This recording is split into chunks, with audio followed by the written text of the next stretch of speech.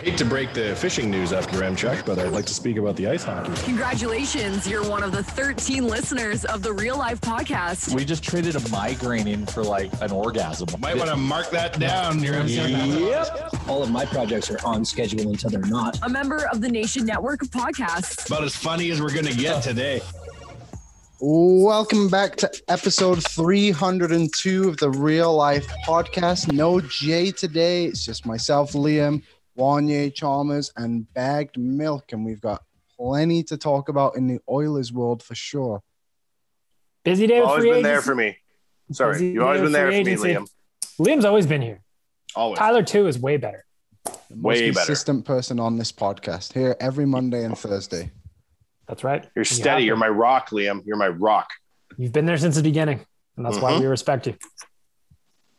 Just like we respect the HGA Group. The HGA Group is the next generation of business services. They were built to serve you better so that when your business brings you challenges, HGA Group has these solutions. And Wanye, I believe we are going to be talking to some folks from HGA Group here shortly. Not today, but soon, yes? Very soon, yeah. We're going to just chat about, we sometimes talk about business stuff, and we go to have meetings with HGA and talk about business stuff, and they are sponsors on our podcast. So we thought, what if we took some of these conversations and put them on our podcast? People might be interested to hear some of the stuff we talk about. So I might ask them about a meme that's going around right now on Instagram of this kid that had a lemonade stand, right? And she made about $200 in the span of an hour because as people were buying lemonade, handing her $5 and $10 bills, she was just not giving change. She just said, "Thank you, enjoy your lemonade." So I might ask the HGA Group about that. It's a power move. Yeah, well, you should ask them about that. You say, is that the most profitable restaurant ever invented? Yes or no? Arguably so. You're paying $10 for a glass of lemonade? Come on. Margins are the best thing about lemonade, I like stopping for lemonade stands on driving. I like hassling the children. So I'm like, here's how you make money. Make your parents buy you lemonade, never pay them back, sell the lemonade, keep the money. It's genius. You'll never make a better business. I did a Kool-Aid stand once upon a time at the town-wide garage sale when I was younger. Oh, dang. Yeah. You cleaned up or what? Absolutely did. Cleaned up, went and bought candy, as you do. Maybe a skateboard magazine, something, whatever I was interested in at the time. Absolutely. Good living.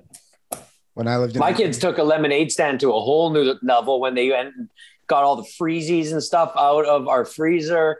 And they took like muffins and juice boxes and small pops that we had purchased, put them all out. It was like a regular old convenience store out front of our house. Yeah, I was going to say, this is more like a bodega. Yeah, exactly. They're selling loose smokes, for $2. They went and bought a pack of darts. They were selling a cigarette for $1. There are kids out there selling cigarettes, like single cigarettes, just cleaning up right now. Stealing a carton from mom and dad. I remember the first time I saw single cigarettes. I went down to I think it was in California. I'd never seen it at a convenience store. And there's just like these huge plastic drums up above the convenience store counter. And I'm like, what are those? And they're like, cigarettes? I'm like, what? Like single serve cigarettes? Jeez. Yeah, the first time I ever saw them was in Asia. And I was just like, wait a minute, you're just selling one cigarette for like 10 cents or whatever it was? Unbelievable. Chalmers? Is that the way you see, Liam? We'll know what to talk about. We didn't have that on our list of shit, did we, buddy? No, that wasn't on the agenda today. Liam said before the show started, what are you guys going to talk about? And I said, it doesn't matter because whatever we plan to talk about, we won't talk about. Whatever we do talk about, we won't know we were talking about it until after we talked about it. Like single-serve cigarettes. You know why I like the dynamic on this podcast is because I get to play a role that is very easy for me to play. And that is yourself. The guy. Yeah. I get to come in here and be the guy that doesn't pay attention. I bet you Bag Milk had a very busy day yesterday. And I'll bet you he knows a lot about what happened. And you know what's blissful for me is I don't. I kind of stuck away. I know what we did. I don't know what it means. I didn't sit there and live and die with every minute that went by. But the best part about it is I get to come on here and I get to ask.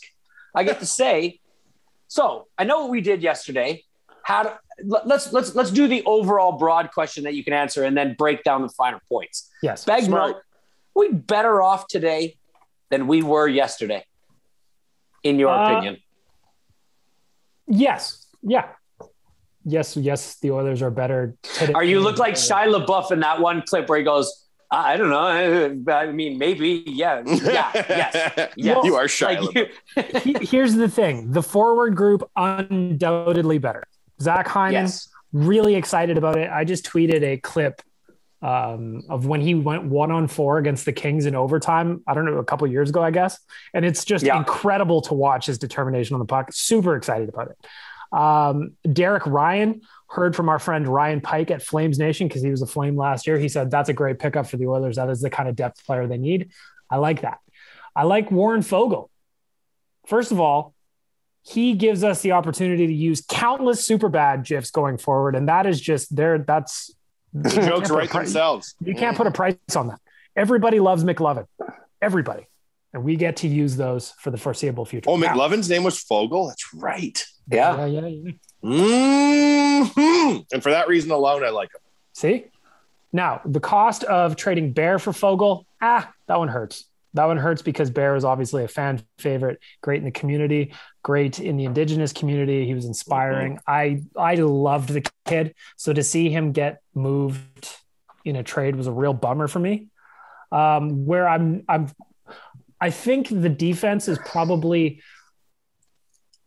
close to being the same as last year. Maybe. Liam, jump in on this if you disagree. But the big question for me is the goaltending. I just don't like the idea of bringing back Mike Smith and Mikko Koskinen again for a third tour of duty. Smith is obviously going to be back for this year and next. I was just really hoping that, and there's still time. I was just really hoping that Mikko Koskinen would be not a part of the Oilers as day 2 of free agency rang through. But so you guys posted on ON or on Nation _ ON on Instagram a quote that Ken Holland said. And I mean, when you hear him say things like this, it kind of puts things into perspective. His quote is, "The only way I can get into the goalie market is if I trade a goalie. So I could not get into the goalie carousel if you wanted me to because of the contracts." So what he's basically saying is, did he handcuff himself into this position? Who made these contracts? What is he talking about there? Chiarelli signed Koskinen. That was his last move before. Remember on the way out, Chalmers? Do you remember this? That's basically what he did as he was walking out the door. Yeah.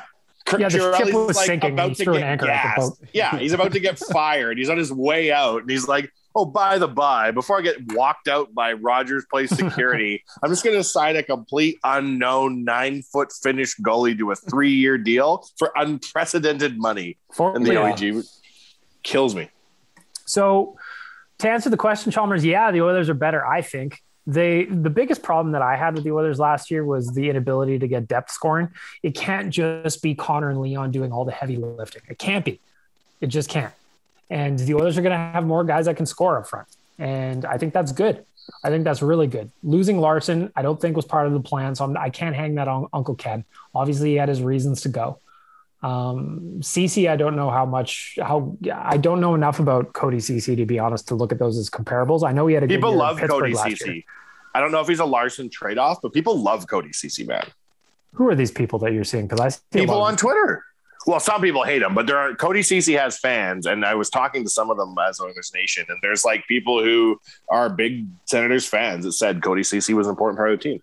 Yeah, so Cody Cece, when he was in Ottawa, based on what I was reading this morning, he was in over his head, which isn't uncommon when you're on a shit team and you're a young guy. And then he moved to Toronto and he had a disastrous year in Toronto. Yeah. Then he went to Pittsburgh and everything kind of settled in a little bit. So the guy's 27 too, so it's not like he's an old man over the hill, but it's going to be interesting to see how things play out, because there's for Oilers fans that wanted change on the roster, they sure as fuck got it. This team does not look the same as the one that got swept by the Winnipeg Jets. So it's going to be interesting to see how everything comes together and what else is yet to come, because Daily Faceoff's own Frank Saravalli is still talking about a guy like Koskinen as a potential goalie trade option. So does he move? Maybe. I don't know. We'll see. So I guess another question I would have is, from a lot of the fanfare and the, minimal stuff that I saw on social media and just in the news, would you say that the Derek Ryan signing seems to be the favorite, the one that everybody kind of looks at and goes, that was the brightest of spots yesterday? No, ask me what I think. Well, that one, the Derek Ryan one, that is a really solid. And because of the money, because of how much it costs, right? Like, it was a good signing for the price, right? Yeah. I mean, the complaints were that he got a second year, but like, who cares? You know, at the end of the day, who gives a shit about a guy who makes just over $1 million getting a second year? Based on everything, we had Ryan Pike from Flames Nation write us a little report on Derek Ryan. He said, and I'm paraphrasing because I don't have it right in front of me, but he says, when Derek Ryan is on the ice, you know you are going to go get 9 to 10 minutes of completely stress-free hockey, and that's going to help the Oilers. But the big signing of the day was Zach Hyman. Yes. They're going to complain about the contract, the term, the money, blah, blah, blah. But you know what? I've been watching Zach Hyman highlights this morning for an article I'm working on for OilersNation.com for Saturday. Man, this dude has got everything in his toolbox to turn himself into one of just a fan favorite here. He's a hardworking guy. He's a blue collar guy. The quotes that were coming out yesterday, he's doing everything on his end to endear himself to Oilers fans. And based on the Gretzky poster, and the notorious fuck. Okay, I'll tell you a little secret, Chalmers. It's a secret though. Don't tell anybody. Okay. When the Leafs were beating the piss out of our beloved Oilers in the playoffs, yes, and I was cringing and crying tears of blood, I happened to notice Zach Hyman was a beast against us. How many goals? Oh, yeah. 7 goals against us, right? No, during the regular season, you mean? Yeah. Sorry, not playoffs, regular season. Yeah. The 10 games we played, he had 7 goals against us, right? And just like Chalmers, like if you get a chance, go to my I'll send it in the group text right now. But like if you see on my Twitter right now, I posted a video of Zach Hyman, that 4-on-0, the 4-on-1 play against the Kings in overtime. The guy's relentless on the puck. He is going to be the kind of player that if he does that kind of shit, fishes it for con all, like if that's his job, he's going to do very well. If I was going to grudgingly admit to liking non-Oilers, which is very hard for me emotionally, and I already told everybody I love Matthew Tkachuk and I don't care who knows, Zach Hyman's one of those guys, man. I was never like, I liked Milan Lucic when he was in Boston because I got it, but like a guy who'll go into the corners and muck it up and a guy who will rifle shots, Zach Hyman is that similar type of player. Like, I'm really excited he's coming here. I think a lot of people are. I think he doesn't even score on that clip, and it's amazing. Just watching it, the stick to it, it's like just the absolute grit that this dude plays with. I think I said the same thing last podcast about Zach Hyman was there's guys on the other team who you don't really know until they play you. Yeah. And you notice them and they become a standout to you. And they're almost the 10 games against the Leafs, right? We normally would have like seen that over 5 years, right? I said I remembered Armia from Winnipeg like 2 or 3 years ago when he was getting like 2 goals a game on us and they were the difference. And he was dominating in every aspect, like out muscling people. And Hyman was that player. And so, yeah, I'm excited about that one. You guys put out the lines as they would be. Let's say they were suiting up tomorrow. And the one glaring thing I noticed was an X in our third line center position. So that one has kind of been filled a little bit with, it's either Derek Ryan might be fighting above his weight class a little bit, like a touch, or he's just there to keep it warm for Ryan McLeod. So I think they would probably. So this was before the Derek Ryan signing. Okay. And also, I'll tell you what, I'm fishing for Ryan Getzlaf too. Like if Ryan Getzlaf would have signed here, he ended up going back to Anaheim for 4.5, which would have been way too much. But like that would have been a big ad. Didn't happen. So Derek Ryan, I think, is going to be a decent stopgap. What did Getzlaf end up signing for? Like 1.25 or something? 4.5. Oh shit! Yeah. Sorry. Anaheim bucked up to keep their boy. I'm getting my Ryans mixed up. Do you guys think Kyle Turris has any life left on this team? Or do you think he's just going to end up in Bakersfield next season? Because the reports are that he's been training a ton in Edmonton all summer. He's looking way better than he did. Like, maybe he pushes McLeod and Ryan for that third spot again. If he comes hope so. Back. That'd be great to have all three of those guys competing for that. I think the Oilers optimistic, but maybe it's still an option. I agree with you completely. I think the Oilers for a long time haven't had any competition for jobs for the most part. Guys are just kind of gifted a spot, and that's been that way for a long time. And having, 3 players fighting over the same job, great. Good news. I guess the other question I'd have was all the controversy, Liam. Do you think that Connor McDavid makes the team? I think that one's still up for debate, right? Like, it could go either way, right? Yeah, he's got to have a good training camp. That's all I know. Exactly. A lot of pressure for a number one pick to have fallen this far down the ladder. Mm-hmm. And especially after he drew 0 penalties in the playoffs last year, you have to imagine that's being evaluated. Well, that's the interesting thing about getting Warren Foegele, because that was the guy we were all making fun of a couple of years ago, that he drew the most penalties in the NHL because the dude is big and got wheels. So give us more power plays, Warren Foegele. And again, I can't fathom why people on Twitter are spazzing about Tyson Barrie's deal.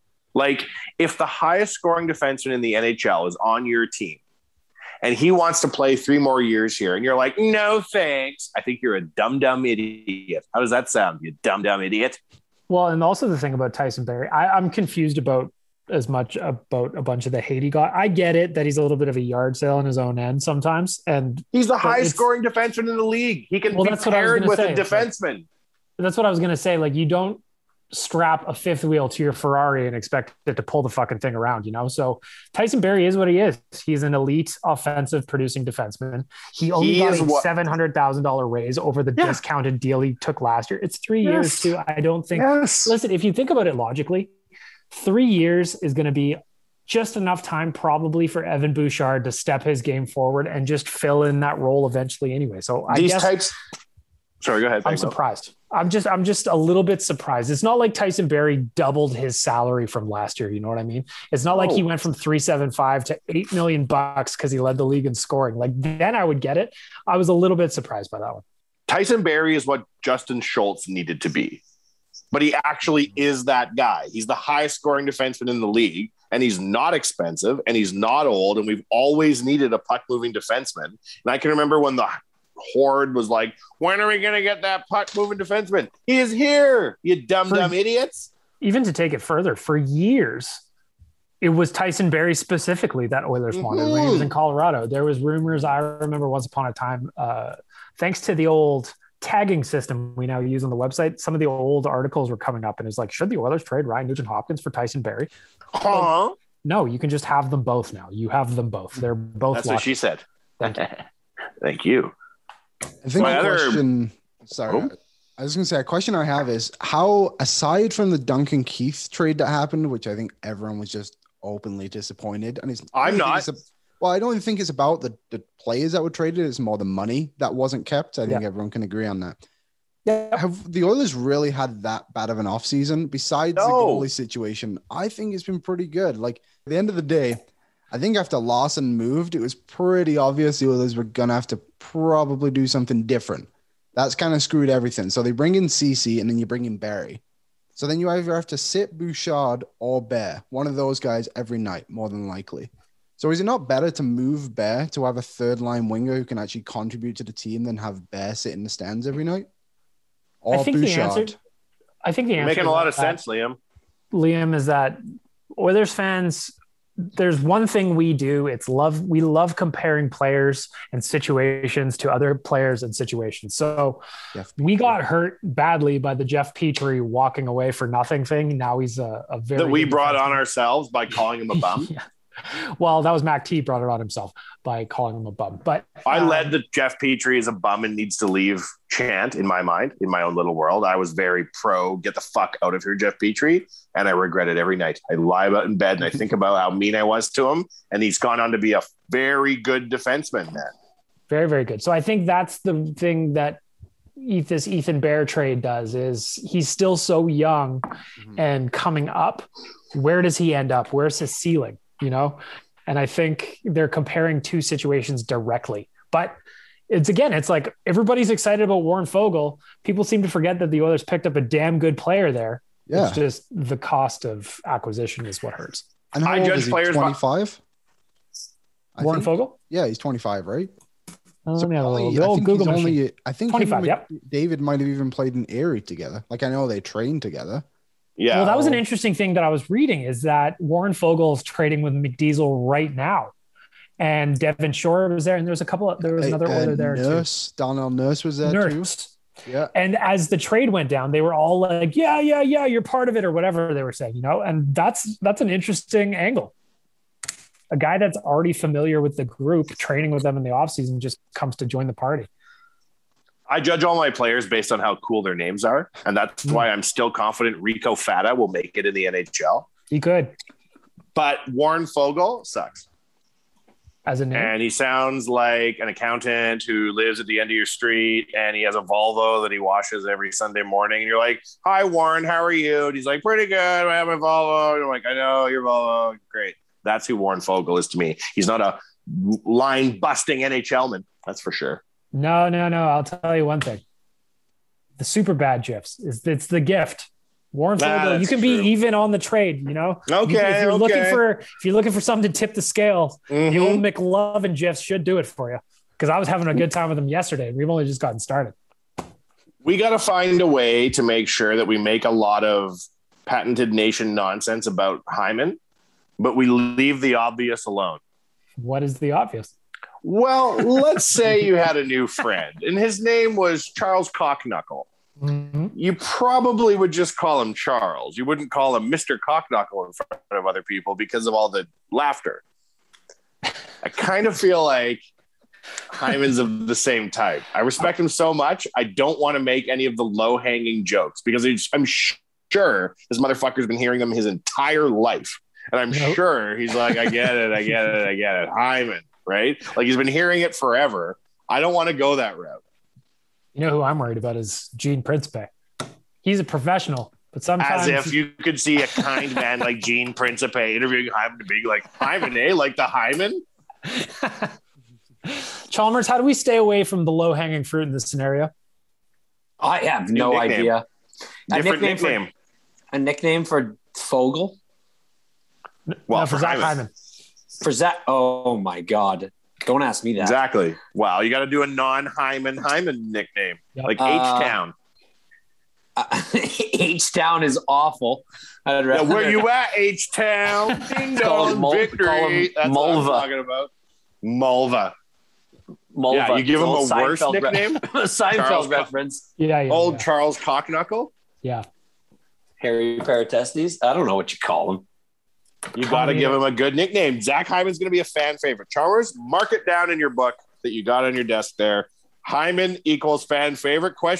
Check mark. Because it's true. Nickname? He's already, I think, like, I like him. I don't know. No, that's not fan favorite talk. That's like, oh, what do you want at Subway? I don't know. A sandwich, I guess. Zach Hyman is not a Subway sandwich. He's a fucking delicious steak. It goes in the corners. To the old Google machine, Zach Hyman's nickname is Hims. Nope. Or Hymes. That ain't going to do it. Hyms. So Hymes, I guess. But that's a very hockey boy nickname. Very boy. No, and we're not calling a slap shot a Hyman Buster, Chalmers. We are not. We are not calling it that. Nobody was going to call it that. Nobody was going to. What's his number? What number is he going to run? Well, that's the interesting thing too, because yesterday that also made me laugh. This is one of my favorite stories of from free agency. Actually, was we're just getting going. The contract just went through for Zach Hyman, and my phone rings and it's Josh T. Park, Nation video producer extraordinaire. You know it. He's like, Bag Milk, I don't know what to do. It's like, what's going on, buddy? He's like, I just made a Photoshop of Zach Hyman saying, welcome to the Oilers and blah, blah, blah. But I put him in number 11 because that's what he wore for the Leafs. But fucking Mark Messier wore number 11 here. Now everybody's mad at me. And I was just like, this is 2021 internet in a nutshell. People getting very mad at you for making a Photoshop with the guy's number he wore in Toronto. Yeah.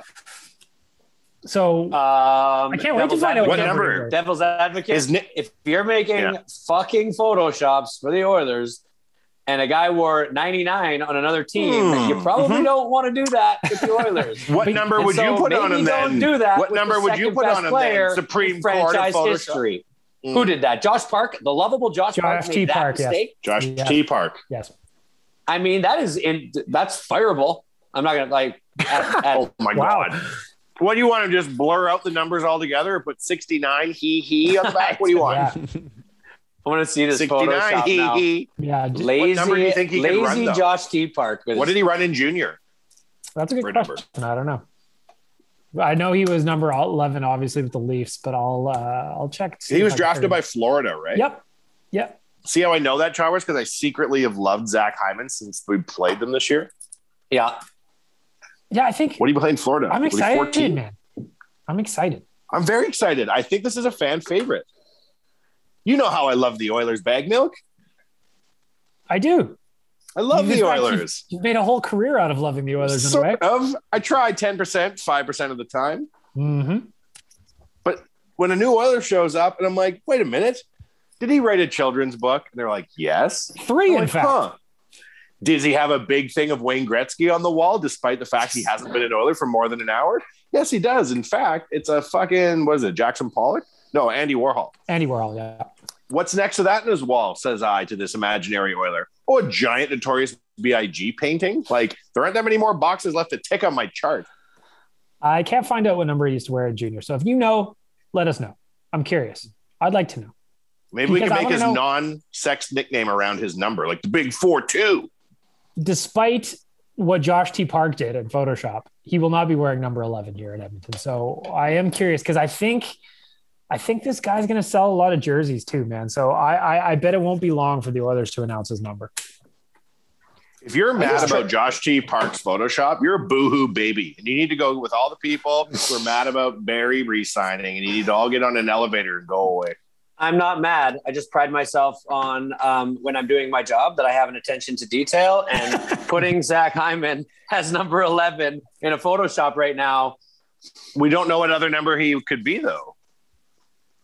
Pretty much any other number but 11, 99, I see. 31. So when you watch Avatar, did you think those were real beings when you watched Avatar? Were you like, oh my God, how did they get these creatures on camera? Are there jersey numbers hanging in the rafters of Rexall or Rogers Place? No, but I look at Avatar and I'm like, this is fiction. And I look at him wearing 11 as an Oiler and I'm like, this is also fiction. I would have not even been okay with if they put down the 8 Garth Brooks appearances on his back. I would have said no. 9 Garth Brooks appearances. Get the number right, Chalmers. It would be my hope when the cup is won and they shoot the fireworks off, one straight firework. What would have been that Garth Brooks banner? What would have been funny is the number of games Rod Phillips called has the number on his back. Yeah, just to piss everybody. Yeah. Listen, is there a rule that prevents you from going triple digits? I wonder on your number because I'd like to see that. Yes, it's in the Constitution.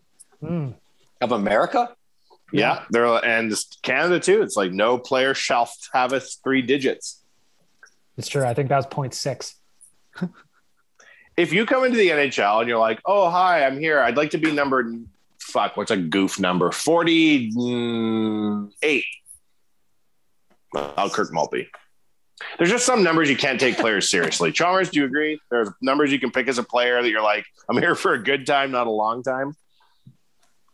Yeah, I don't take a lot of numbers very seriously because it's just we grew up with like the standards, and then it was kind of crazy when guys would go higher than like 30. Now you got like a 47 on your team and nobody bats an eye. It's weird. If you were going to be given a number, Chalmers, but the one that you did not want the most, which one would it be? The number that I don't want the most on an NHL team, if I was to get a number. Chris Chalmers plays for the Edmonton Oilers. Ooh, yes, congratulations. You are assigned this jersey number. Which one would bum you out? 61. 61, eh? So Rick 61 is lame. 61 actually is one of the only numbers not worn by an Edmonton Oiler. Wouldn't be me. Wouldn't start at me. Well, do you think there's a league rule preventing me as an Oiler from walking up to whoever's in charge and saying I'd like to be 69? There's NFL players with 69. There is, right? Like, because they have so many players on their roster. 69s have ever played for the Oilers. No, I don't think any 69s have ever played in the NHL. No, I doubt it. What if your name was, instead of Cody Cece, your name was Cody He, and you asked to be number 69? Do you think your coach would cut you? Like Clinton Dix? What does that mean? Yeah, that's a player for the Green Bay Packers. And his name is Clinton Dix. It's not his real name. I know it isn't, but it's still awesome that he goes. It's not his real name. He changed his name to that. We could do a whole show on just funny NFL names. Oh man, like Barcavius Mingo. That's one of my favorite things about the NFL draft is just some of the interesting names that have come out. Oh man. So looks like Greg McKegg wore number 69 during the 2011-2012 preseason with the Toronto Maple Leafs. That guy fucks for show. That recent 2011. Yep. Then he switched to number 39 as his normal jersey, but during preseason he wore 69. Nice. I'd go to the equipment manager and be like, I have to talk to you, man. Listen. In the old country where my people are from, what country? It doesn't matter right now. Listen to my story. We finally got freedom in 1969 after years and years of overlord rule. And I told my grandma on her deathbed that to celebrate our independence, if I ever made it in pro hockey, I would take the year of independence of our great nation and wear it on my back. And that's why I need to be number 69. They'd be like, all right. And then I'd get the jersey. I'm like, nice. Nicholas Backstrom wore number 69 with Dynamo Moscow in the KHL during the 2012-2013 lockout. What? Does 69 mean anything in Russia? So that's a good question. Alex Burmistrov wore 69 for Akbars Kazan in the KHL. And that was, I chose 6, which is sad. Here's what's not sad. Through 65 games, he had 6 goals and 9 assists. So we picked 69. Nice. Andrew Desjardins, San Jose Sharks. He wore number 69. That was in 2013. Really? Pierre Grandchamp. That was the Colorado Avalanche sled hockey team. If you want to be a hero to Oilers fans and you want to do a Luke Gazdick and score on your first goal and be a hero in these streets, go 69. In 2004, Mel Engelstad. He only played 2 NHL games for the Washington Capitals, but he did wear number 69. Mel Engelstad? No. That doesn't work for me. Yep. And that's the only 5 instances that I can find really quickly here. In the history of the NHL, only 5 guys party. Do you want me to give you some funny sports names of all time? Yes. Absolutely. This person once played for the Edmonton Trappers, I do believe, but Stubby Clapp was a good one. Oh, yeah. That's a good name. There's an old 1930s baseball player whose name was Urban Shocker. You can't get away from my favorite college basketball player of all time, Your Highness Morgan. That's a great. That's Judy a great Babbitt, man. They're these Godsham God. This guy's name is Godsham God. Oh man, Dick Pole, Dick Trickle. Dick Trickle. I knew that one. Yeah, that's gold. Danger 4-piece. Get out. Godsham God played for Providence. Look him up. Godsham God. Danger 4-piece is a fucking sweet name, man. Danger 4-piece. Such a good one. As I'm getting ready to go out barbecue in Vegas, that's my outfit name is Danger 4-piece. Danger 4-piece. Oh man, but just the NFL has. There's a guy. I'm pretty sure there's a guy in the NBA right now, and his name is Precious. His first name is Precious. Yeah, your life has been so hard with a name like him? Precious. Yeah, Precious, if I was a GM, Chua. If I was a GM and I was looking at a list of draftees and there was a kid named Precious, I'd pick him because his life has been so hard relative to everybody else that if he's managed to shake off being named Precious and still get drafted, pick him. I'm pretty sure he has a brother too. And I'm pretty sure his brother's name is like something insanely similar. Yeah. I don't remember now. Precious Achua. That's cool. I like that. I remember when Miroslav Shatan came to the Oilers, I was like, this is unbelievable. I can't even get over how shocking this is. There's a guy named Satan. And when he got here, he called home to his dad in the Czech Republic, when those days that took a lot of work and doing, and said, my name means the devil over here. I need to change my last name. And his dad was like, you be proud of who you are. I told him he wasn't allowed. That's a real story, man. Oh my God. Okay. I got to name to you the Achua family. The Achua family has 5 siblings. First sibling, God's gift Achua. Oh, no. No. Second that's a lot of sibling, pressure. God's will Achua. Third sibling, Promise Achua. Fourth sibling, Peace Achua. And fifth sibling is Grace Achua. I was really hoping that the 5th one was just going to be like fucking Kevin Dawn. or something, you know what I mean? Tony. I'm just going to go on the limb here and What's your say name? those Tony. kids were for sure homeschooled, right? What? You're not rolling through private or public school with names like that, not fighting every minute. That's a public. That's a homeschool name. if you saw the Achua brothers, I don't think anybody's going to say anything about their names. For real? These guys are big. Massive. They're all like 3 of them are pro athletes. They're professional basketball players.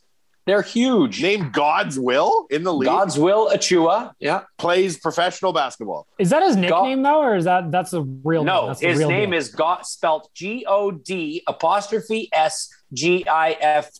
That's God's gift. That guy plays NBA basketball.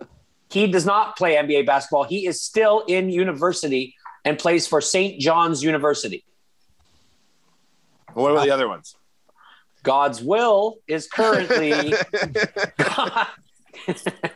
God's Will. What does God's Will do? He's a biographical. That was that song by Drake, wasn't it? God's Will. Yeah, God's Will. Yeah, he gets songs written by Drake. You would need to have 21 pieces of ID to cash a check. No kidding. No one would ever buy that that's your name. They'd be like, what? No. And you'd be like, I'm here to stay at a hotel. My name's God's Will. They're like, oh, we thought that was a fake and canceled it. I love it. I love that. By comparison, my name's really boring. Yeah, should we say it? Bag milk, yeah. Yeah, it is boring. That's super boring. It is. Mm-hmm. Mm-hmm. I almost think that that's disrespectful to religion to name your kids like that. God's Will? I think God's like, really? Even God would be like, really? Yeah, but their parents were probably very... Yeah, but still. Even Very, God's like, I like the sentiment, but you need to be able to get a credit card that doesn't ask questions every time you go to buy something. I'll tell you one thing. When I have a baby, I might sell the rights to the name. See what I can get, you know? If it's Welch's grape juice milk, then that's fine. You know? As long as we're getting some cash. How much do you think you're going to get for that? You think that's going to pay a college tuition or something? I don't know. I You would plan on going back to school, bag milk? Yep. For the kids. Yeah. For my unborn children named Welch's grape juice. Oh, I thought maybe you were going to go take the money and go to school with it. I might. Maybe now is the time that I can build up my Etsy store. So I'll need to learn some design and some sewing skills. So my child's naming rights will pay for it. So I think you could get a college tuition worth of money out of Welch's to name your kid Welch's grape juice. you definitely get a lot of pub on social media for selling your Do you child's think God name. paid that family to get good PR? Yeah, he pays them every day in faith. Yep. Oh. You didn't see that coming, did you? Yeah, every day above ground is God paying his dues on that one. I like this show. Your MTech would never let us talk like this. Remember, every day is rented, not owned. Oh, that's a good one. That's true. Why do you laugh like that? I don't know. Remember, So every moment's stupid. precious. Just Every- kidding. Know what else is precious, Chalmers? Going to twigandberries.ca and using the Nation 15 promo code and getting 15% off some fresh ginch, right? Look good, feel good, Chalmers. You always say that. Always. So what you need to do is head on over to twigandberries.ca. Shop by category. What are you looking for? Tops, bottoms, underwear, socks, hats, masks, gifts, all of it. They God's have their gift? own- Exactly. It's available at twigandberries.ca. And if you use, again, Nation 15, you'll get 15% off your order. Even, you know what? I recommend you grab yourself a pair of nut sacks. Liam, I'm wearing them right now. Feel great. Can blog great. Podcast great. All thanks to our friends at Twig and Berries, twigandberries.ca. Thank you. Well said. Equanimous St. Brown. What a Crazy. name. There's great Equanimous. names out there. You know why I love Equanimous St. Brown? Because he might be getting passes thrown to him by my boy, Aaron Rodgers. Hey, Wanya, you might be interested in this. Aaron Rodgers has had quite the offseason ever since He carved the draft. He carved Green Bay, didn't he? Like something like yes. that. Yeah, I was reading about yesterday. it. Hold on, Yes. hold on. I don't know anything. Hold on. Okay, Don't so infer I'll- I know anything. I'll tell you the I know story. nothing. So Aaron Rodgers is a one-time Super Bowl champion and a one-time league MVP. He Yes. has been with the Green Bay Packers for 2-time coming up. No, He I'm got getting to that. handed the Didn't he thing, win- but when didn't he win Favre last left, year? he took over. Yes, he right? did. He did win that last year, and I'm getting to it. Okay. It's a build-up. Sorry. He's been with the Green Bay Packers for 16 years. Since and Favre, right, Chalmers? Yes, since Brett Favre. And so on draft day, he slid in the draft. That really doesn't paint picture to this story, but in the last 12 years, they have not drafted a offensive player to help him. He's one of the best players in the NFL year after year, maybe one of the most talented at times, and they've never helped him. And the one time that they decide to go out and get an offensive player in the first round, it's his replacement. It's a guy named Jordan Love who they get in the first round as a quarterback. And that to him was just kind of pissed him off. He didn't like that's the your way, replacement. Yeah, he didn't like the way that they had been treating like the vets. And I kind of go back and forth with that. Like the NFL is a little more cutthroat. But ever since this last draft, you know, they didn't tell him. They never asked him about drafting the quarterback. And so they kind of, you know, it was a big story on that draft. But then this draft, he put out this thing about, you know, kind of not wanting to be with Green Bay any longer and how he's had a problem with the organization.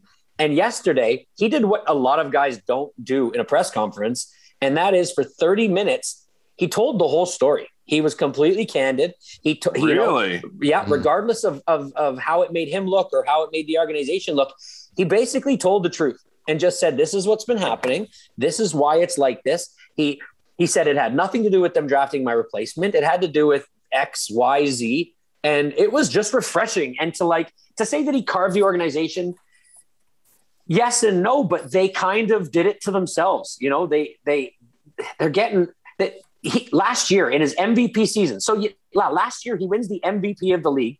And on the last play of the, you know, quarterfinal or like the conference final to get to the Super Bowl with one play to go, they're down by 3 or they're down by 7. They're down by 7. I thought it was, and they kick a field goal. Mm-hmm. And it's like, why are you taking the ball out of the MVP's hands in the last play of the conference final? Like, it made no fucking sense. And it's just like the cherry on the top of the disrespect. Last year, he has one of the best wide receivers you could ever have, but he's never really had like a second or a third wide receiver. He's always made do with kind of, you know, run-of-the-mill guys. And what do the Packers say? What are they like? Oh, just hang in there. Like, they don't really say much because, as you might not know, well, it is the only sports team right now that is literally owned by a collection of fans. Team. If you're a shareholder, right. So, but they had a wide receiver that he clicked with in training camp, and this wide receiver put up big numbers, and then they cut him. They just fucking cut him. They didn't ask him. They just cut the guy. Why? Because I don't know. Because they have a philosophy of doing business that just doesn't align with him. But his real problem is like, I think I've earned over fucking 16 years with you that I've earned like the opportunity to at least be in the conversation. And they weren't for sure. Shit. Yeah. So it was refreshing yesterday.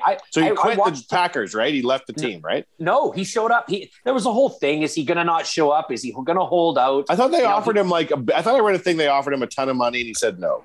He has 1 year left on his contract, but they offered him basically like, oh, look, we've treated you bad here. Take this. And he's just like, it's not about the money, man. Like it's never been about the money. You know, he's made a lot of money. He's grateful to the Packers organization for all the money he's made, but it was just nice to see a guy who's thoughtful and like just tell the truth. And just be up there, answer every question. He answered some hard questions. He thanked the people for the questions. He never got all defensive about it. And it was, like I say, in this time of like, you know, guys not wanting to put themselves out there because, I mean, it can be negative on social media if a guy tells the truth all the time. Look at Kevin Durant, right? Like he has a tough time. But this one was just different. And I watched the whole thing 30 minutes yesterday, and it was interesting. What was one of the things? I think it's amazing. What's that, Liam? Sorry, go ahead, Liam. I was going to say, didn't he say, he's like, Green Bay isn't a holiday destination. People come here to play with me. Something like that, right? So at least, yeah, he says, this isn't a holiday destination. People come to this team to play with me. So at least have me in the meetings. Yeah. And they weren't even doing that. He was frustrated about the head coach being hired too. Because he said, what did he say? Yes, Matt LaFleur. He was like, I like Matt LaFleur, but nobody asked me if I wanted Matt LaFleur here. He's like, I deserve that respect. Yep. Or like even to be asked the question. The best players. Tom Brady. I mean, you're talking about the best player on your team, Connor McDavid. These guys get asked about fucking personnel. Connor McDavid, Bagmilk and I were talking about this earlier. He approves every single trade.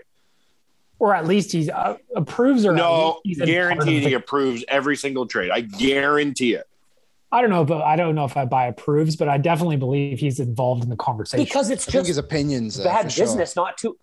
It's so you think bad Bagmel to not include your best and most like the face of your organization. It's just you're alienating him. Like it's fucking stupid. It makes no sense.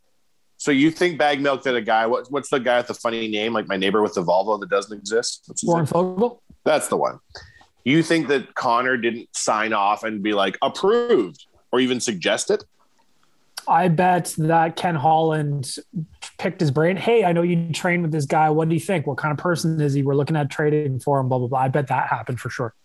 Do you think that people show up in Oilers silks that Connor McDavid didn't know about in advance?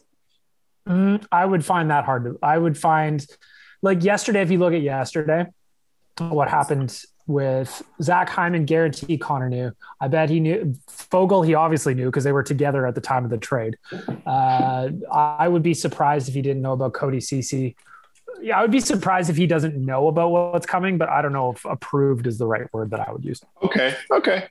The players can talk to other players, right? It's just coaches and GMs that can't talk. I bet they just. Well, you're not supposed to. Not supposed to. Liam, like I thought it's so fucking funny how yesterday the buzzer goes at 10 a.m. and then like $100 million of contracts just pouring in. Well, it was Ken Holland said yesterday in his media availability, he's like, yeah, we spoke to JP Barrie and Cody Ceci yesterday about signing with the Oilers. And he's like, okay, well, wait a minute, you're not supposed to do that. Yeah, that's I think the transparency behind that went away a long time ago when like that was happening also in other sports. Guys were sitting out front of people's houses at 12:01 with a contract being like just to show how much they wanted them. These are in other sports, but and there's tons of stories about NFL coaches that were sitting literally at the gates of a free agent's house with a contract just to show them how much they wanted them and get them to sign them right then and there. And yet they also mistreat Aaron Rodgers to that degree in the same sport. Yeah. Well, it is interesting to see like, hey, when just in sports it's a fucking cold business, isn't it? Like if you look at like Vegas as an example, Marc-Andre Fleury just won the Vezina Award and he was traded for no return weeks later. Like that's how can that be? I don't even understand how that works. It's a good question. It's always future considerations that gets thrown in, right? Like we're paying $1 million a foot for a Finnish guy we've never heard of, and the Vezina winner's available for free. How? Cap space. They are like that's going back to the Duncan Keith thing Liam talked about earlier. It's like we're all happy about Duncan Keith for the most part. It's just the inability to have Chicago retain salary is the problem. Because it's been a minute since Duncan Keith was Duncan Keith, I guess is the problem. And then you look at what Chicago did immediately after and take an entire asset away from Seattle for no return whatsoever. It just makes it frustrating. Fair enough, I suppose.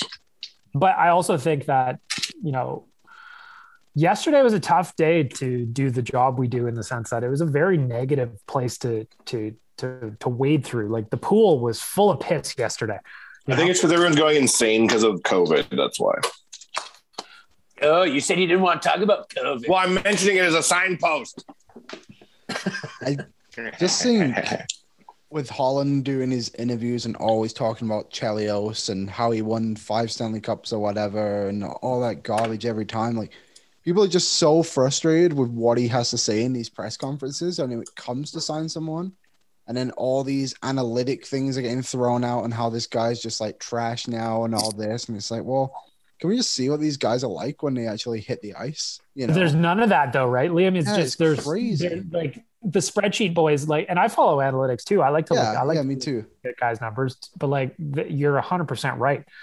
What happens when they actually start playing in October? Because I just posted on our Instagram. It's only 76 days till the home openers. We got a ways to wait, but that also means 2+ months of arguing about bullshit. So I got a number for you, number boy, 69. When does training camps open? Mid-September. Is it back to schedule as usual? Are we back 82 to games? But it starts later. Yeah, right. Starts a little later. Yeah. So October 13th is the Oilers' season opener this year. Do you see that it will come to, because and if NHL players are so quiet that this would never be a thing, but that they would do what the NFL is doing, basically saying that our insurance is going to cover you if you're not vaccinated. Do you think you could see the NHL doing something like that? Wanye shaking his head, yes. I'm surprised. I think it's just good business to do that. It's like, they put all these things in their contracts, like you can't go water skiing. Remember who was the fucking NHL player who like went skiing or something and hurt themselves and lied about it? It was a defenseman. It was Joffrey Lupul. Right. And so like, there's just simple things like, sure, I understand that you don't have to wear a seatbelt, but a seatbelt's going to keep you safe. And you have the choice as to whether or not you want to wear a seatbelt to keep you safe in the car. Because if you get in a car accident, you have the chance to die. Well, if I am employing you and my insurance covers you, and I put in my contract that you have to wear a seatbelt when you're in a car, I don't think that's a fucking lot to ask, right? Like, I think that's something that's just normal. And so to say that we're not going to insure you and you're not going to be kind of welcome on a team, there's not going to be a place for you if you're not vaccinated. I understand these guys is like hesitancy if they have it because they just, are different thinkers or whatever, but it's something that I think has to be done. And you got a guy like Ryan Tannehill. Do you know who he is? He's a quarterback for the Tennessee Titans. And he said that he wasn't going to get the vaccination for whatever reason. But when he heard this, he got it, right? And so it's working. But there's still like, it's hitting close to home with me. I love the Arizona Cardinals. We know that. And DeAndre Hopkins is one of the best wide receivers in the game and has played with our team for 1 year, which was the COVID year. And this year he's saying that I don't really want to get the vaccination for his own personal reasons. And he can see his NFL career being like cut short because of this rule. Right? If you're willing to play with like ripped ligaments and all this crazy shit and play through conkies and all this stuff, it's fucking insane. Get a fucking vaccine. It's insane. I don't know. I don't get it. I wonder if the NHL's vaccine numbers are good. Like, I wonder if they're because if the NFL, like we kind of saw it with the NBA too, when they shut down the league, there was a whole ripple effect with all the other leagues shut down too. I wonder if the NHL has kind of looked at it and been like, okay, our COVID vaccination numbers are like 90% of the players have got it. I wonder if they don't need to go to that level to put in that kind of rule. But also I think they should put in that rule so then we're not having weeks of like Minnesota or Buffalo and Vancouver when they just got wiped out last season too. Like or Dallas at the beginning of the season. Right. But the obvious progression to this is that it's like life insurance, right? For a smoker and a non-smoker. Life insurance for a smoker is pretty fucking easy to get and it's pretty cheap, right? And you can get a nice little package there. But if you're a smoker, you're going to pay a lot more and they're going to ask you a bunch more questions, right? So if you're an NFL player or an NHL player and you get the vaccine, you're under our insurance plan. We're going to take you. But we're going to have this other insurance underwritten. Was it called underwritten? What is it called? Yeah, underwritten. Yeah. Yep. And that's going to be the non-vaccinated players' insurance policy. It's going to be way more. You can still be in the league, but there's a lot more risk to it. Like, doesn't that seem like the natural progression to this? You can't wear a cup or a helmet. It seems like for a multi-billion-dollar organization, you would think that it's inevitable that it would end up there. No. If you don't want to have a vaccine but you want to play in the NHL, you cannot wear a cup and you have to put a target on the groin of your pants. And be like, okay, man, maybe you won't get hit. Maybe you'll dodge 2 bullets every game, eh? On a serious note, I do. Oh, is that right? I do see the hypocrisy between the NFL being so concerned about their players that they get the vaccination and for years saying that head hits don't cause concussions, which don't then cause CTE, which don't because head hits aren't contagious. Right. No. When this thing kicked off, teams are like, this is all bullshit. And then they saw athletes actually get ill and teams go down. Right. And that's why I think they were late adopters to it. And then they paid out a big time sum of money to old players saying basically like, we didn't protect you enough. And I believe that like they're doing, I don't know, but I would imagine that it would be in their best interest to go above and beyond with their research and try to make the game as safe as possible, right? So it's going to be interesting to see how the courts, because a lot of them are closed and remote and shit right now around the world, react to the legal ramifications of the pandemic. Like if somebody insisted that you get a vaccine or insisted that you come to work and you get sick, I don't think you can sue your employer. I think they're going to give them like an indemnity where you can't get sued over it, because otherwise everybody could sue everybody over getting it, right? That's what we need. More litigation. HGA Group, lawyers. So I guess more Olympics. Yeah, I was going to say, should we talk about the Olympics a little bit? Can I first tell you guys about Manscaped before we talk to the Olympics? Because I was watching some swimming, and let me tell you, those boys are well manscaped. And if Speaking of litigation, take your balls to smooth court. Mm-hmm. The Lawnmower 4.0 is out now from our friends at Manscaped. I personally have the Lawnmower 3.0. Works great. Can only imagine that the 4.0 is like the Cadillac of pube trimmers. Do you need an extra testicle to be allowed to get the 4.0? Or can you apply for it with 2? You can apply for the extra testicle if you want. Do you apply for a Manscaped or do you buy one? You buy one. I see. You buy one. It's very, very easy, Wanye. They can't say no? I mean, they could say no, I suppose. All you have to do is go to manscaped.ca. Right. And you too can get a Manscaped. And even better, if you use the promo code REALLIFE, you get 20% off your order and free shipping. You want free shipping, Chalmers. Of course you do. Yeah. Well, what I really, really appreciate about them is they say that you can't nick your skin with these. And I don't know. You can too. No. How did you manage to do that, Staggy Balls? Yeah, you've got loose skin there if you're nicking me. I don't use Manscaped. I'm using a Manscaped 12.0 that you guys haven't even heard of yet. And it's all lasers and drones. You just bathe in Nair? Yeah. I wear a cod piece of Nair to bed once every 6 months. Well, Manscaped has got the tools for the job, and everybody knows the right tools for the job. Proper grooming requires precision engineered tools. Not only does a man's sensitive areas require it, but hygiene demands it. Manscaped.com. Again, promo code REALLIFE. All right. That was a real nice read. Thank you. Hey, you know what? The one thing that we don't have right now, which I would like, is pubic hair. No. Yeah, that's all freshly shaved. Gone. Like we're not getting any of the listener questions or the reviews or any type of social interaction with the abundance of fans that we have, and I need to know what are people saying, Bag Milk? What the fuck are people saying? I looked for new reviews this morning, Chalmers, to answer that question, and there were none. There were no new reviews. God, we have hit the wall. I am asking you on July 29th or whenever you listen to this podcast, leave us a review. Let us know how you're doing. Or leave us a voicemail. Don't know how to do it. I don't remember the link off the top of my head, but it will be in the article. Reach out to us on socials. I don't know our tags, but whatever. Don't then. I will have the link for the voicemail in the article at OilersNation.com where you can subscribe to the podcast. We'll get you there. The extra click. Well, I don't know what to tell you. These boys, no. The extra click is good. Tyler These gave boys me have been through the ads, and that's about it. They're showing on Olympic coverage right now Michael Scott's 100-yard dash. It's goddamn good. And do you remember when he goes on the marathon run and he eats all the fettuccine Alfredo to carb up? Yeah. And then he can't run because he's got so many cramps and his nipples are chafed. that episode's also great too because it's a 5K run and they just did 5K away from the office, not in a circle of any kind.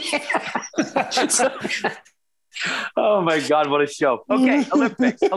Let's talk about what you guys, because I don't know about you guys, but every single time I walk into my house, I now turn on the TV and I go straight to one of the 4 channels that usually has Olympic coverage. And I see what they're playing, but it's constant Olympics on my TV. And what that's doing is it's introducing me to some very weird sports and some very cool sports that if there was a league with faces and names, I might follow.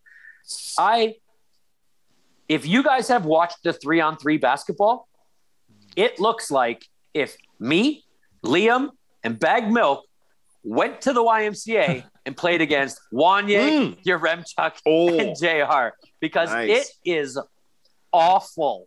I don't know where these people qualified for this. I don't know what tournament they won. I feel like they were just like, hey, do you play basketball? Not really. Okay, you're on our 3-on-3 basketball team. Because, dude, it's just like turnover after turnover, and they have to just go outside the key to change the zone. It is like half ice 3-on-3 hockey with one goalie. It is mind blowing. Have you guys seen this? I have not seen 3-on-3 basketball. I saw some highlights, and it looked to me from the highlights. I didn't see all the misses. I guess looked fine. It was not. I haven't seen it, but my sister came home and was like trying to describe this sport to me. She's like, "Yeah, there's 3 people on both sides, and there's just a net." And I was like, basketball. So, it's probably basketball. It didn't look like basketball. So, by your evaluation and her evaluation, it doesn't sound like basketball. It's pickup basketball on a half court. If you went to a schoolyard and the other net had been torn down. Oh, it's half court. No, stupid. They get if you're in your zone defending, if you're in the key. So think about the 3-point line.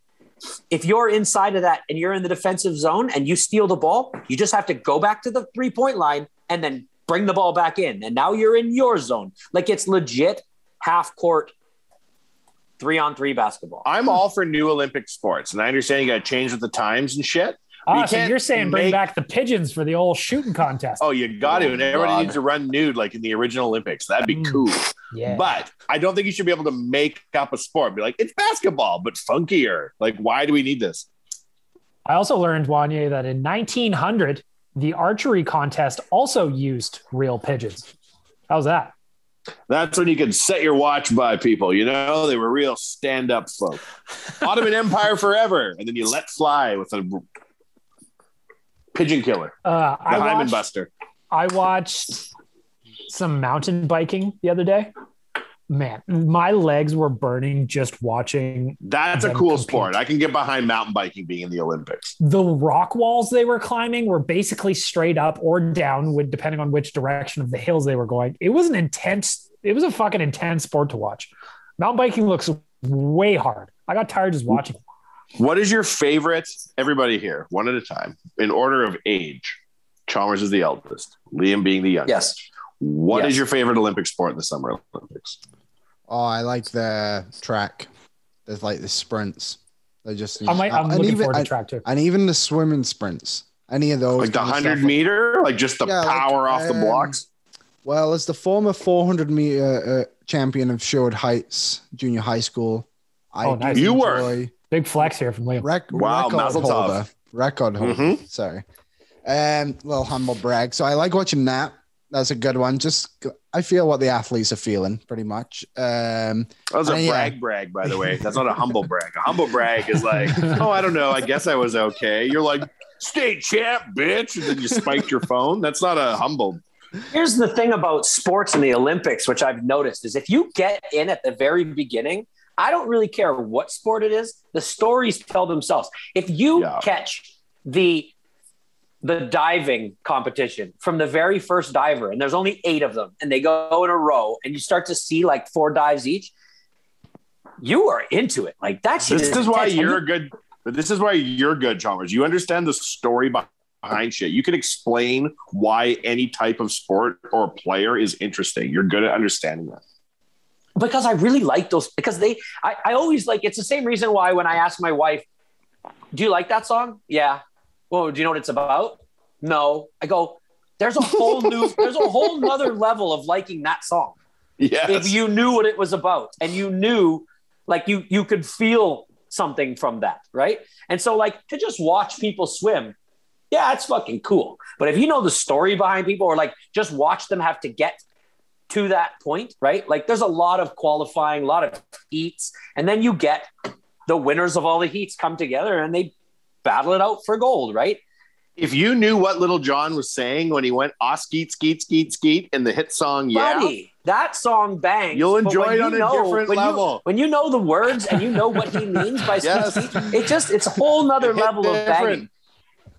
if you really connect with it, a tear might roll down your eyes while you're throwing a fist in the air. You never know.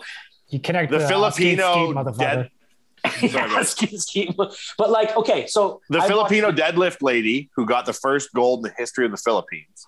Yes. And is like bawling, and everybody's bawling, and the prime minister calls, and everybody's bawling. I love that about the Olympics. You don't see it in the NBA. You see guys win the NBA, whatever, even the NHL sometimes. They're like, yay, and they're happy. You don't see like the all-out commitment. No, it's not about commitment, I guess. I don't know why. Maybe because it's such a short career and you only have one Olympics, but like that lady being the first Filipino person to ever get a gold medal at the Summer Olympics, that's pretty epic. Okay, so in the same, yes, that is fucking awesome. And think about this. So 2 nights ago, it was 11 o'clock at night, and the game that was starting was the U.S. basketball team full of pros, multi-millionaires, was playing against Iran, okay?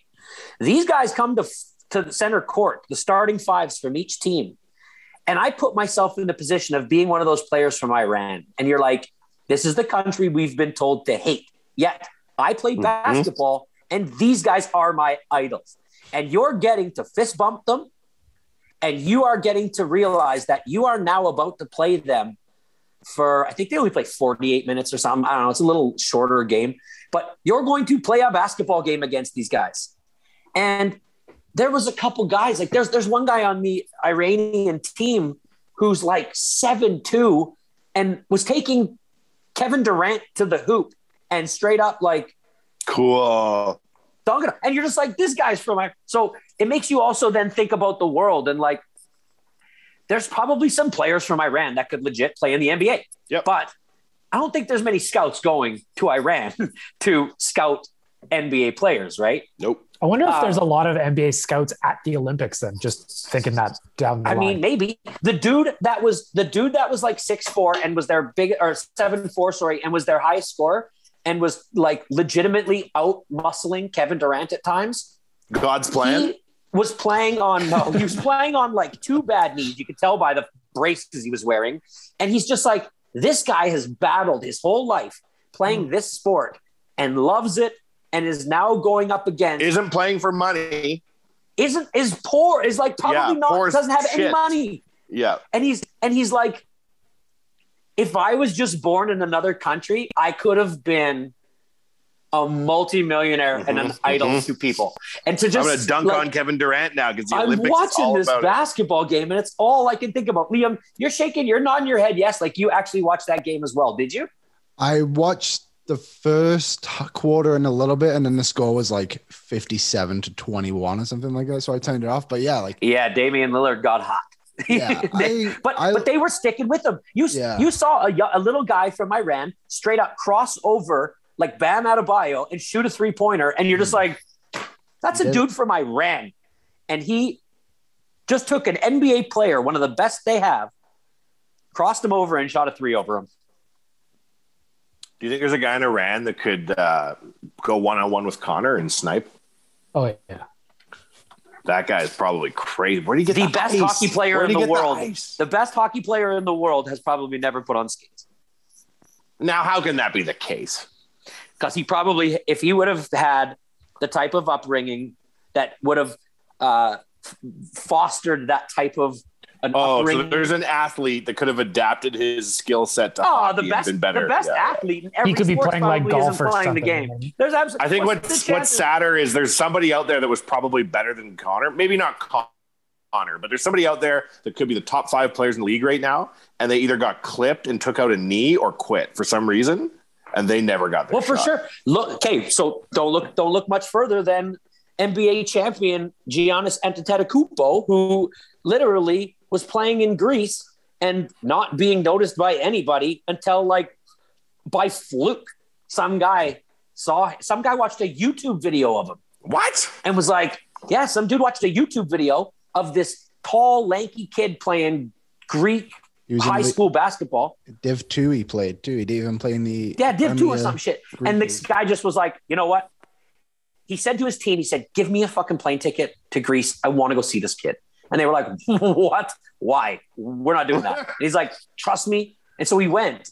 And that's like, there's guys that are falling between the cracks all over the world. And that's the type of stuff when I'm watching the Olympics that you're just like, these Iranians have no business playing basketball against the best players in the world. But when that one guy shoots a crossover three in the face of an NBA player, you go, holy shit, this is fucking awesome. Don't get me wrong. They lost 147-3, but the 3-pointer that was not close. It was not close. That's really the unsung hero of the night. But that's like when Kevin Durant had 91 points. Yeah. Kevin Durant had 91 points and left in a Maybach, and that poor guy from Iran went back to his roof. But, for a moment there, the world was equal. Yeah. I went back and watched the water polo after he got brought up on last episode. And oh my God. Yeah. A guy literally getting drowned. Yeah, they drowned each other. They tried to drown each other. It's like it's just really trying to kill each other straight up.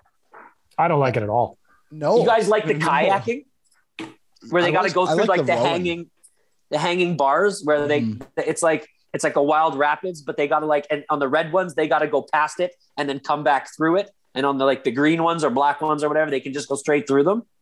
You start to see the lines of these people. It's impressive because you only have to watch about 4 or 5 of them. And you start to understand without even looking at the time, okay, who's really good at this and who's not? Fucking Olympics. Got Olympic fever, bag milk. You do Olympic. Running through me, boys. Running through me.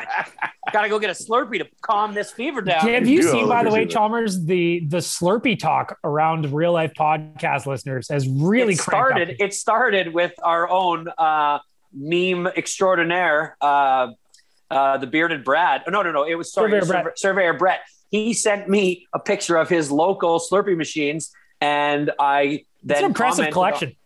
Buddy, it's great. 16 flavors. It's just, that's the most I've ever seen. 16. Anybody seen more than that? You got to let me know. It's still, I got to call out for banana. We got to find a banana Slurpee somewhere in the city. If you find it, you tag me, you take a picture of it. I will be there within an hour. I did see that. Morning, noon, or night. It doesn't matter. I did see that Surveyor Brett's Circle K that he was talking about is way south side, it seems like. Yeah, that's next time I got to go to Leduc, I'll go hit it. A banana Slurpee, hey, that reminds me of ear medicine from when I was a kid. It's not ear medicine. It's anything medicine. It's antibiotics. Amoxicillin? Penicillin. Yeah, amoxicillin. That's what it reminds me of. That shit don't cure anything. You had a bump on your toe, amoxicillin. You had a cut on your forehead, they gave you a fucking banana juice. It was maybe you put a whole bunch of Nair in a cod piece and left it on your testicles. Actually, then there was the chalky pink one too, though. Well, that was pretty good. I believe. That was herpes medication, Chalmers, when you're in your teens. Oh, God. Yes. Oh, right. God. Oh, I don't have herpes. I rubbed it on my balls. No, I'm saying oh, God, I just clued in on that. And I didn't have herpes. I'm looking forward to, back to the Olympics for a sec. I'm really looking forward. I'm with Liam. I'm looking forward to the track events. Like I said it last week, high jump is my shit. I love pole vault. In my head, I have a fantasy that I'd be good at pole vaulting, even though I've never carried one or even ran that far. But I think I can do it. I've never run the length of a pole vault. Yeah. There's 2 clips. Yeah. The track is going to be amazing. I love that they put it at the end, and I really want to watch every fucking second of it. But there has been some things that have happened. Like a guy set the world record in the javelin throw and put it so far through the course, through the area that it was supposed to be thrown in, that it came 10 feet away from the camera set up at the end of the course. And the dude's holding the camera, and this javelin comes 10 feet away from him. And he's just oh my God. And it was right in line, unbelievable. My brother got hit with a javelin in high school. Did it stick into him? It hit him across the arm, buzzed him so he's got a sweet scar in his arm on the outside of his arm. So check out the clip where the judge takes it right in the leg, right in the thigh, upper thigh. I swear to God. I'm pretty sure you were watching Ace Ventura 2. No, this was not Braveheart. Oh yeah, Ace Ventura. And the guy goes down. They warned me. They warned me when I got into javelin refereeing this could happen. That is the hardest referee umpiring in sports. The javelin judge. How do those decisions get made? How are you walking down the street one day in a smart blazer and someone stops you? They're like, sir, Would you like to referee international javelin? Well, you're probably a psycho and javelin at some point. And that's how you maybe like a former javeliner that couldn't go the distance. They're like, do you want to be a ref? And they're like, fuck, whatever. Your parents are like, you want to play hockey, baseball, golf, soccer? You're like, javelin refereeing, father. Could you find me the javelin league, please, Dad? I don't want to play. I want to officiate. Okay, so when is the track and field? Does anybody know? Starts Monday. I think they do swimming in the first week and then track and field in the second week, right? Is it only 2 weeks? Yeah. Yeah. I think that's how they do it. Okay, yes. Chalmers, here's an Olympic thought for you. Ready? I saw this on Twitter. You tell me what you think about this. So if you and a shark were in a triathlon together, right? Mm-hmm. Mm-hmm. It all come down to the cycling. Yep. Exactly. Yep. You saw that guy? Yep. I did. That's funny. Good joke.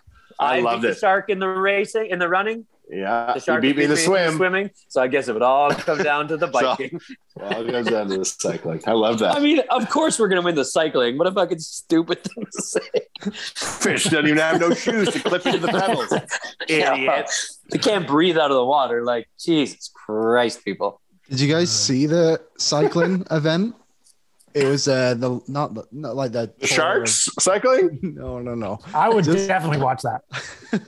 Just the long one. I don't even know what it's called. The big cycling one. And so there was the Tour de France. Yeah, no. It was in the Olympics. Tour de Olympics. It was in Tour de Olympics. That one. And so there was the big group coming through, and a Dutch girl won, and she's like celebrating and everything like that.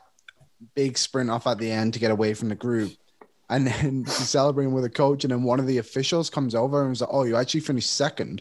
And it was an Austrian girl who I think my dad was saying she was a teacher or she had like some everyday job, was also an Olympian, won the event, and she was like, I think she maybe 2 or 3 minutes in front of everybody, like got way ahead of the pack. But in the Olympics, they don't have headsets and radios so when you're out there, you're kind of on your own and you have to read the race yourself. She cheated? No, she just got that far ahead of everyone, and nobody knew that she was that far ahead. Oh my God! Won by like 2 or 3 minutes. I thought we had a Rosie Ruiz type situation here. Clark, get that out of there. Wanye, look up Rosie Ruiz Boston Marathon. I remember Rosie Ruiz. She was in that movie with Danny DeVito, the juror. What was it? She started the Boston Marathon. She popped off into a subway station, got on the train, the train at the end. Modern day or back in the day? Got herself all wet and then ran across the finish line like she had won. Was this a modern day trickery or back in the day? Rosie Ruiz was a Cuban-American fraudster who was declared the winner of the female category in 1980. When she discovered she did not run the entire race. Ruiz finished the Boston Marathon in 2 hours and 30 minutes and 56 seconds, which would have been the third fastest time ever recorded. That's fucking sweet. I think when you think about like, how is there a basketball player in Greece that's NBA MVP worthy playing Division II?